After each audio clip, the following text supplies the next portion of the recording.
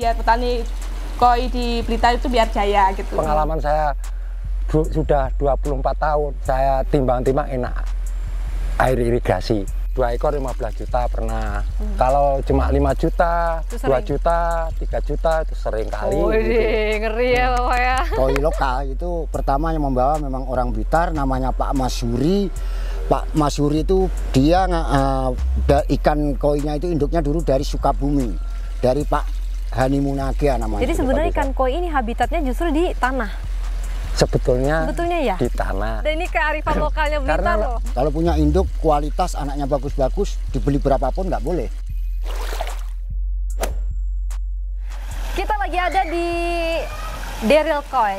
Jadi salah satu tempat untuk budidaya ikan koi yang ada di Kabupaten Blitar, tepatnya di Garung. Jadi kalau ke Blitar itu pasti salah satu ikonnya adalah ikan koi. Udah berapa lama Mbak bisnisnya? Nerusin punya bapak hampir 5 tahun lah. Tapi kalau bapak dari tahun berapa? Dari tahun 98 ya? 24 tahun. Dan banyak 5 tahun. Gimana suka dukanya bisnis koi? Banyak sukanya sih Mbak. Banyak sukanya? Wah, banyak cuannya ya.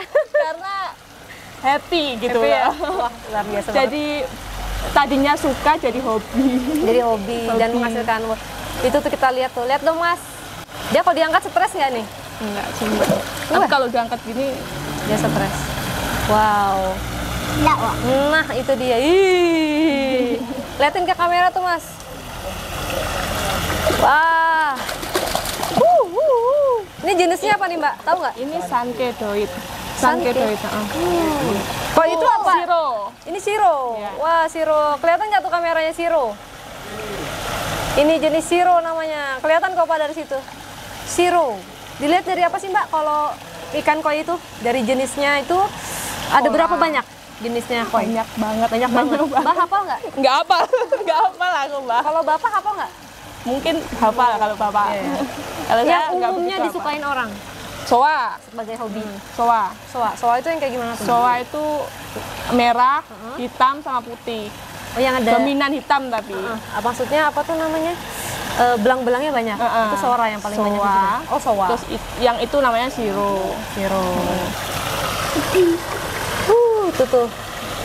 Kalau dominan merahnya banyak apa Mbak? Yang itu Sanke.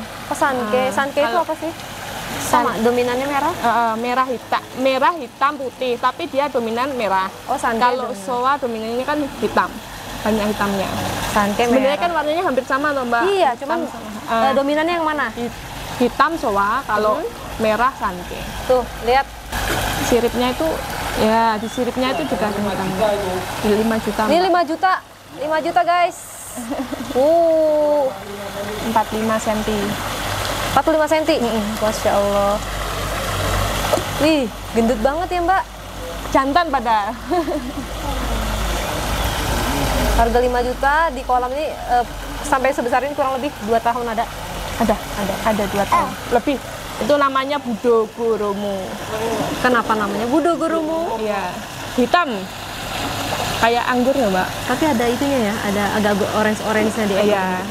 Kalau itu kan jenisnya ada 2, Budo Gurumu sama Ai Gurumu. Kalau yang Ai Gurumu itu orange. Hampir mirip Kohaku, tapi agak orange.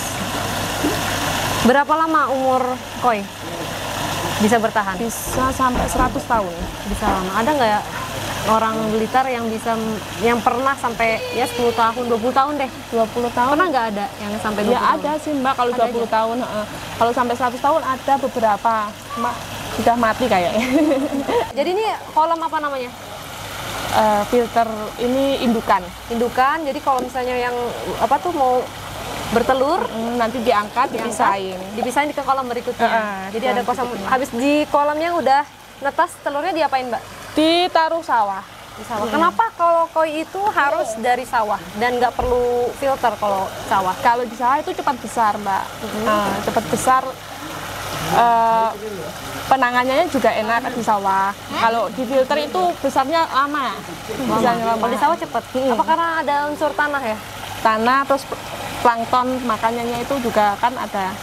Di sawah itu ada. Biaya operasional untuk merawat koi itu mahalnya di pakannya atau di airnya atau justru dibeli ikan koinya? Tergantung sih Mbak, beli ikan koinnya kalau yang bagus ya mahal. Terus kalau di kolam filter ini listriknya yang mahal. Listriknya yang mahal kok. Soalnya kan air harus nyala terus. Filternya harus nyala terus. Kalau pakan dia sebenarnya nggak terlalu Pakannya banyak. nggak terlalu banyak. Tapi pakan yang bagus ya kalau banyak ya mahal jatuhnya. Cuma dia nggak terlalu banyak makan katanya. Enggak. Tahan puasa Mbak? Tahan puasa Berapa 1 lama? bulan lebih nggak apa-apa. Ternyata Saya ikan juga koi. pakai pakan dari produknya Hafindo.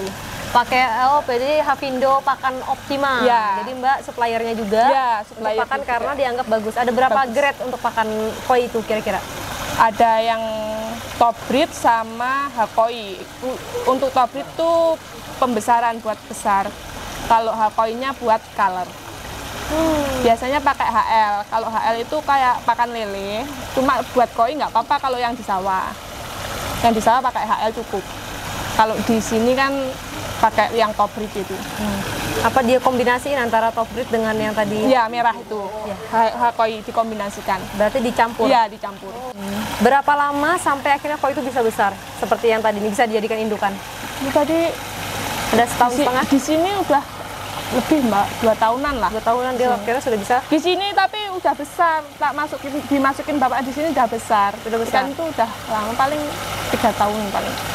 Harganya berapa yang udah besar kayak gini? Kisaran berapa kalau udah nyampe sini? Kalau di kolam ini sekitar 2 juta sampai 5 juta lah. 2 sampai 5 juta. Wah, lumayan. Ada yang murah nggak nih? Kalau ini kan yang tadi kan 5 juta. Kalau saya mungkin ya beli yang murah-murah, boleh nggak ya? Boleh. Ada di akuarium. Ada di akuarium. Iya. Ayo kita ke sana ya.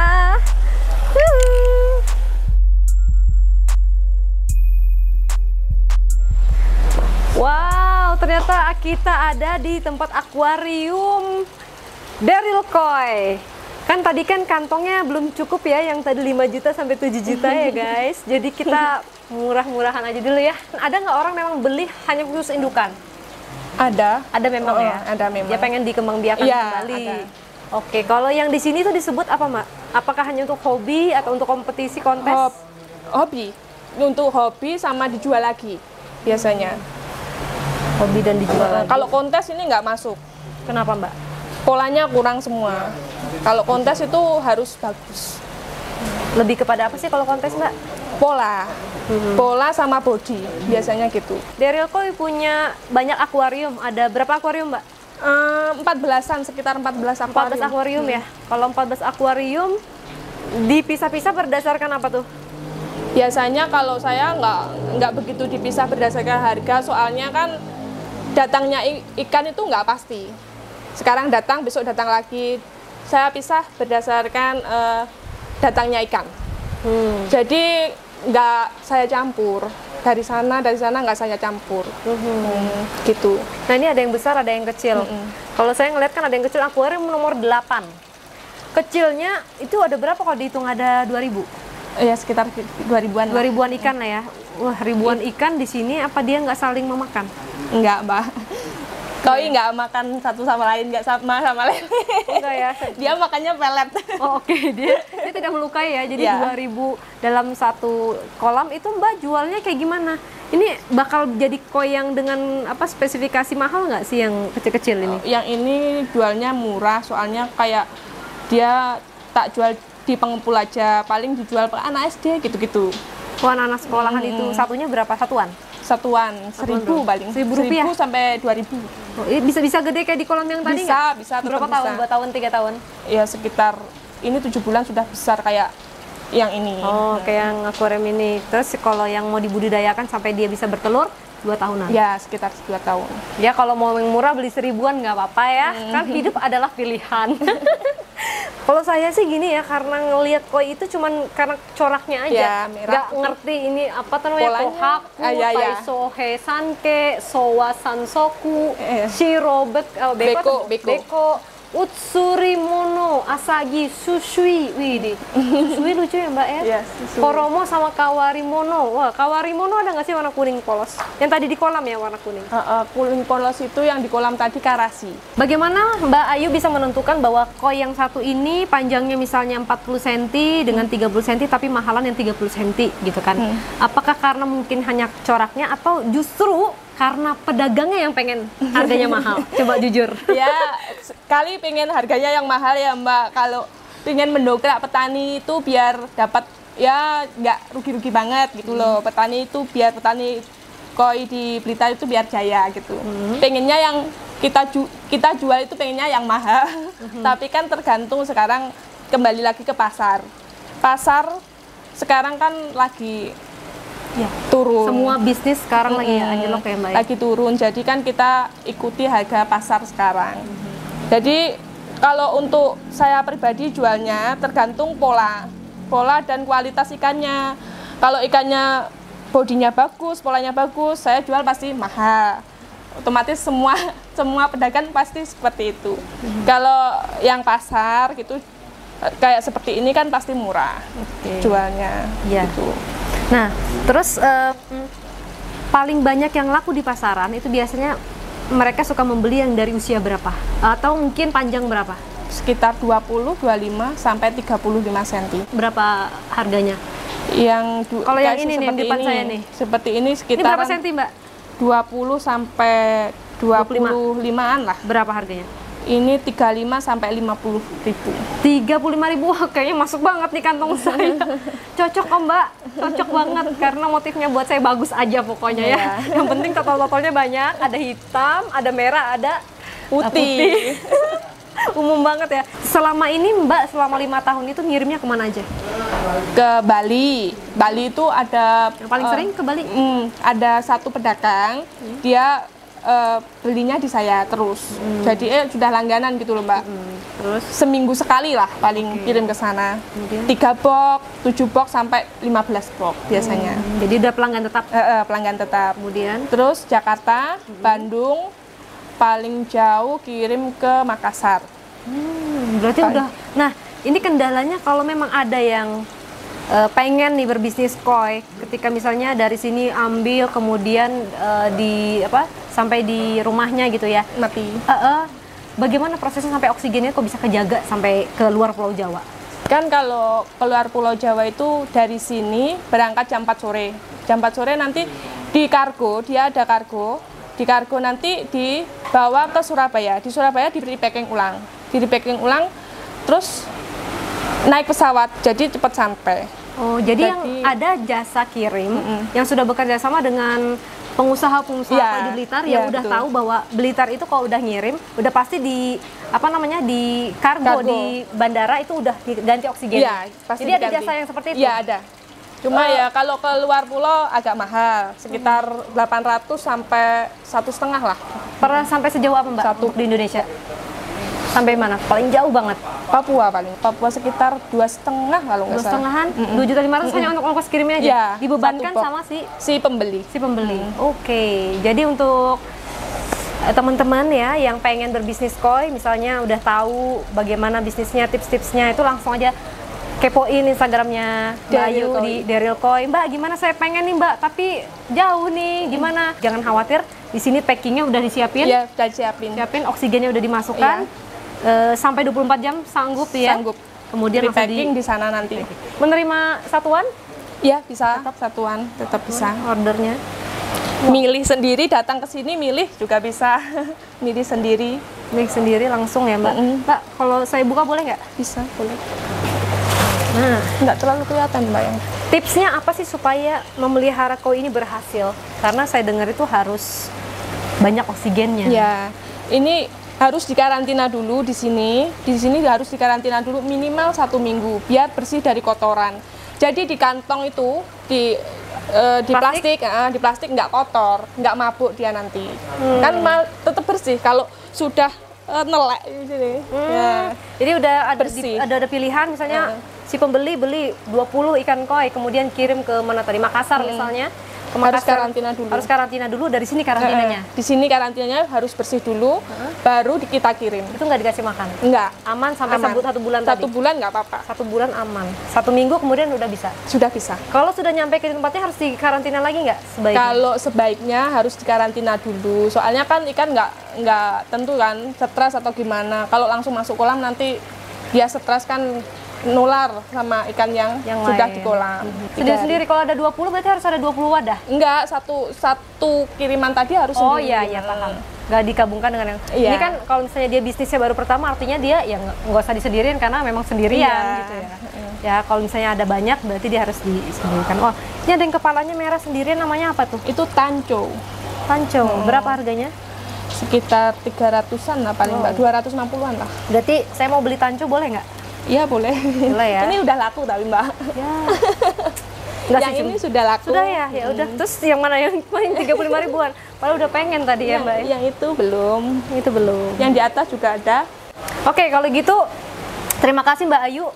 Kayaknya udah cukup untuk kita ngobrol-ngobrol karena saya mau melihat bagaimana sebenarnya sejarah dari koi di Blitar. Ya. Kemudian katanya tadi ada budidaya yang ada di Sawah. sawah. Namanya kita sebut budidaya bukan? Ya, budidaya. Budidaya koinya. Mulai dari hulu ke hilir, Pembesaran. pembesaran sampai akhirnya bisa masuk ke penjualan.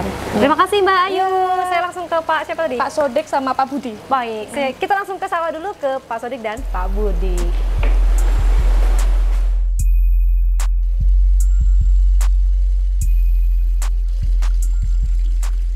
Dan akhirnya aku udah ada di kolamnya Pak Sodik, yaitu di kolam, kita ngomongnya di sawah ya Pak? Di sawah. Di sawah yang Untuk biasanya, ini pembesaran. dulu pernah jadiin tempat ini nggak, nanam padi?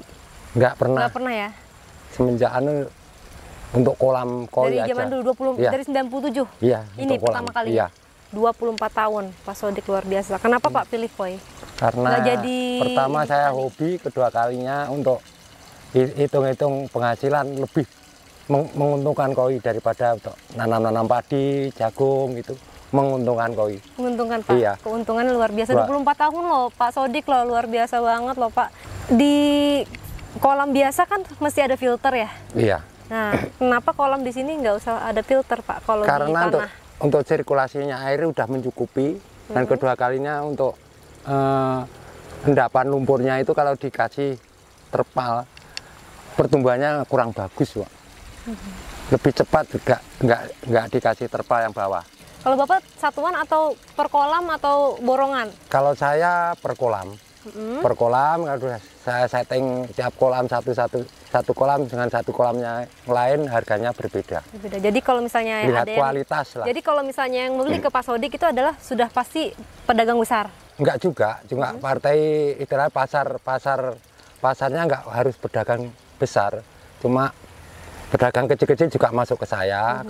Yang membutuhkan misalnya kelas pasar, saya tunjukin ini harganya segini. Yang kalau memang mintanya ikan bagus, ya yang ini harganya segini gitu. Harga paling mahal. Kalau harga paling mahal yang saya alami, saya jual 15 juta 2 ekor. 15 jutaan, 2 ekor? Iya, 2 ekor 15 juta pernah. Kalau cuma 5 juta, Itu 2 sering. juta, 3 juta itu sering kali. Wih, gitu. ngeri ya Bapak ya. Tipsnya apa sih? Apakah harus di sawah dulu, harus punya peternakannya? Terus kan kalau di sawah bedanya sama pakai filter itu kan harus 24 jam non-stop tuh filternya. Kalau di sawah tuh nggak usah pakai filter. Kenapa? Perbedaannya apa Pak? Kalau di sawah ini saya cenderung pakai air irigasi, Pak. Karena apa? Kalau irigasi itu enak untuk perawatannya bagi saya, tapi lain petani lain juga. Tapi kalau pengalaman saya sudah 24 tahun, 24 tahun itu saya timbang-timbang enak air irigasi. Pertumbuhan cepat, ya untuk Sehat. panjangnya size-nya itu Lebih karena cepat. mungkin karena kolamnya gede jadi geraknya lebih fleksibel. Karena plankton-planktonnya itu juga banyak dari sungai. Jadi gitu, sebenarnya bagi saya. ikan koi ini habitatnya justru di tanah. Sebetulnya Ya. di tanah. Kolam filter-filter itu cuma buat hiasan lah. Iya, jadi lah. mahal. Iya, mahal. Iya. Mahal perawatannya gitu loh.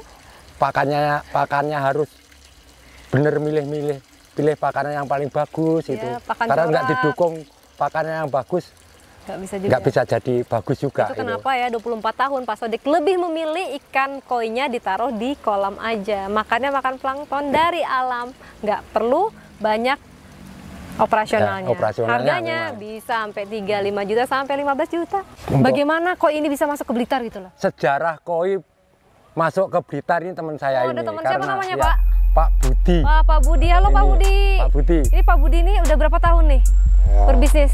Waduh, mungkin ya 20 tahunan. Bersahabatan ya? Iya. Wah, hebat Sudah. nih. Jadi Pak Budi bersahabat dengan Pak Sodik, saling mendukung. Bedanya apa? Kalau Pak Budi udah bilangin Master of Koi, udah nyampe ke Jakarta, udah bisnis sampai berjual berapa koi, Pak?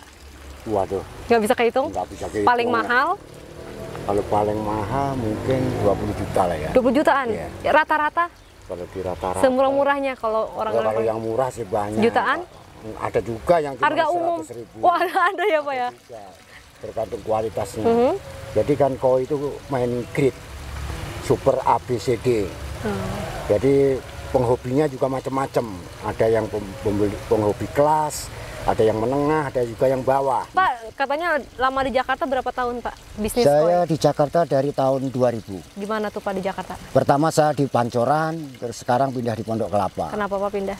Karena digusur. Selama Pak Budi berbisnis, di tahun berapakah puncak kejayaan Pak Budi waktu itu berbisnis koi? Saya puncak Di era kapan, kejayaan koi mungkin di tahun 2007 sampai 2014. Itu koi ya, bisnis Iya. koi lagi rame-ramenya. Iya. Sempat ngirim sampai kemana, Pak? Apa Ke cukup Eropa pernah, ke Eropa? ke Eropa pernah, ke Belanda sama Jerman pernah, Dan mendatangkan orang ke sini pernah? pernah. Apa yang dicari orang ketika Bapak punya tamu dari orang dari luar ke sini? Dulu memang sengaja saya undang, saya pengen tak suruh studi banding ke sini, saya pengen menunjukkan kualitas koi lokal dalam jumlah banyak waktu itu. Nggak beli dia sebenarnya, cuman survei. Saya pengen membuktikan di Blitar itu ada koi gitu. Dan apa katanya, Pak? Ya, dia salut dan akhirnya apa ya namanya, dia ya Mengakui. lah, akhirnya lama-lama pesen Oh iya. pesen. Dan artinya cepat. kualitasnya juga luar biasa di Iya, Blitar. diakui, dianggap. diakui. Kenapa Blitar menjadi ikon dari koi sendiri, Pak?